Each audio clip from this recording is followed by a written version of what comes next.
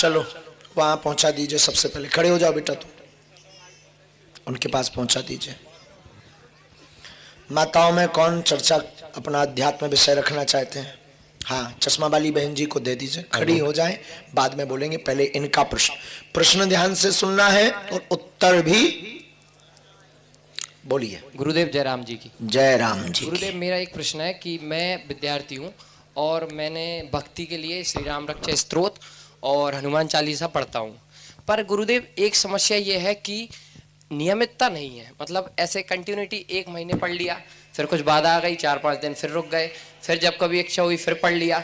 तो नियमितता के लिए खुद को संयमित करके भक्ति के साथ फिर विद्यार्थी जीवन मतलब कैसा जुड़ा रहे, ये आप बताएं। बहुत अच्छा प्रश्न, ताली बजाओ। कहाँ से हो आप? यही अशोकनगर, बगल से। अशोकनगर से। पढ़ाई के साथ अध्यात्म से कैसे जुड़ पाए, बहुत ही मार्मिक विद्यार्थियों के लिए प्रश्न है। याददाश्त की दिक्कत है, पढ़ाई में सफलता चाहते हैं, आध्यात्मिक बनना चाहते हैं, पुस्तक उठाने के पहले हनुमान चालीसा का पाठ कर लें। कोचिंग में बैठने के पहले पवित्र भाव से हनुमान चालीसा का पाठ कर लें। गुरुदेव, तो ऐसे क्या किसी भी स्थिति में, किसी भी परिस्थिति में हनुमान जी का ध्यान किया जा सकता है। कोशिश कीजिए एकांत में करें, मॉर्निंग में पूजा मंदिर में करें या मंदिर पर करें। ऐसी व्यवस्था नहीं है तो आपत्ति काले मर्यादा नास्ति, ना करने से तो अच्छा है कि ऐसे करें।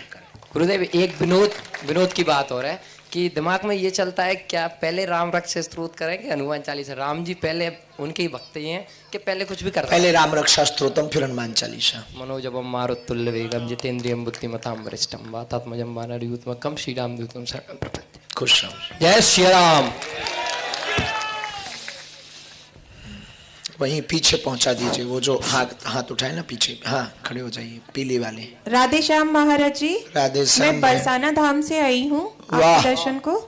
महाराज जी, मैं ये प्रश्न पूछना चाह रही थी कि मैं मतलब पिछले 15 सालों से बस मुझे एक ही रट थी कि मुझे भक्ति करनी है, मुझे राधा कृष्ण को मिलना है, देखना है, और बस भक्ति की रही। इस चक्कर में माया में मैं बिल्कुल फंसी नहीं, कहीं पे भी अपने आप को सुरक्षित रखती चली गई। और फिर अभी 1 साल पहले मैं बरसाना धाम चली गई। अब बरसाना धाम में मैं साल भर से श्री जी की कृपा में वहाँ पे रह रही थी। अब मुझे अभी समस्या, मतलब बरसाना धाम जाके आई, मुझे नाम जप करने की बहुत आदत थी कि हमेशा राधा कृष्ण पूरे दिन जपना। अब वहाँ जाके जब मैं राधा कृष्ण जपने लगी और एकांत हो गई, तो अब मेरे यहाँ पे ये जो इस स्थान पे बहुत प्रेशर बनता है। फिर अभी मैंने ध्यान करना भी चालू कर दिया था, तो यहाँ पे बहुत प्रेशर बनता है, और वो प्रेशर हर कभी मतलब नाम जब चालू हो जाता है, हर कभी प्रेशर बन जाता है। पूरा प्रेशर में रहते रहते मैं मतलब काफी परेशान सी हो गई हूँ अब मैं। और कहाँ से हैं बहन आप? मैं यहाँ गुना से हूँ और अभी 1 साल से बरसाने में थी। आपने कोई साधना तो अलग से नहीं की? नहीं, अलग से कुछ नहीं की। मैं तो सिर्फ सत्संग थोड़ा सुन के और अपना नाम जप और ध्यान विधि पर आपने क्या किया है? ध्यान में मैंने कुछ नहीं, बस मुझे एक वहाँ पे महाराज जी मिले थे, उनने मुझे बताया कि आप बस शांत होके सुन्न होके एकदम बैठ जाइए, आपको कुछ नहीं करना है ध्यान में, सिर्फ आप शांत होके बैठ जाइए। मन के जो विचार आए जाए उनको केवल दृष्टा भाव से आप देखते रहो, विचार आते जाते रहेंगे। साक्षी भाव बनाने की कोशिश। बस साक्षी भाव बना के जब ध्यान करती थी 10 मिनट बाद यहाँ पे प्रेशर बनता था मुझे। ये चूंकि जहां पर आप प्रेशर की बात कह रहे हैं, ये शरीर का आज्ञा चक्र है। हाँ, ये आज्ञा चक्र इसको है। कहते हैं आज्ञा चक्र। हाँ, आज्ञा चक्र जिसका खुल जाता है वो त्रिनेत्रधारी हो जाता है। हाँ, नहीं समझे?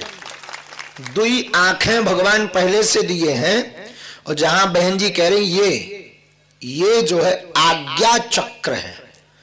तो साधक गण जब साधना के मार्ग में आते हैं, या बड़े बड़े योगी तपस्वी तब नेत्र बंद करके इसी आज्ञा चक्र का ध्यान करते हैं, तो यहीं से भूत भविष्य वर्तमान का ज्ञान कर लेते हैं। तो जो आपका स्फुरण हो रहा है, इसे साधक की भाषा में स्फुरण कहते हैं। स्फुरण मतलब फड़कना, तो वाइब्रेट जैसा होता है। हाँ या ना?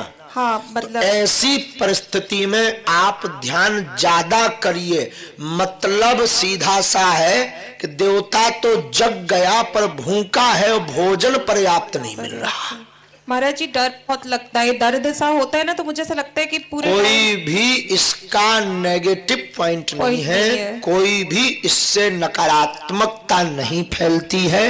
ये बहुत प्रसन्नता की बात है कि नाम जप की एकाग्रता से त्राटक विधि की ओर आप जा रहे हैं।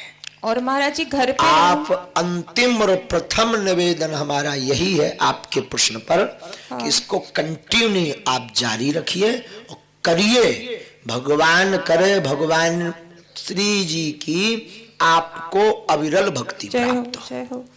महाराज जी बस आखिरी में घर पे ही रहूं कि अब फिर से बरसाना धाम लौट जाऊं? अगर लोकेशना के भाव से पूछें, अगर कोई रोक टोक नहीं रहा, वास्तविक फक्कड़पन आ गया तो बरसाना ही रहिए। अच्छा। और अगर नहीं आया तो जहां रहो वहीं बरसाना मानिए। हाँ ठीक है महाराज जी, ठीक है महाराज जी। वेलकम। राधे श्याम महाराज जी, बोलिए। आपका आशीर्वाद बस। खूब भक्ति बनी रहे। बोलो बागेश्वर सरकार में की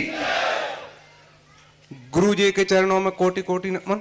भूरी भूरी आशीर्वाद।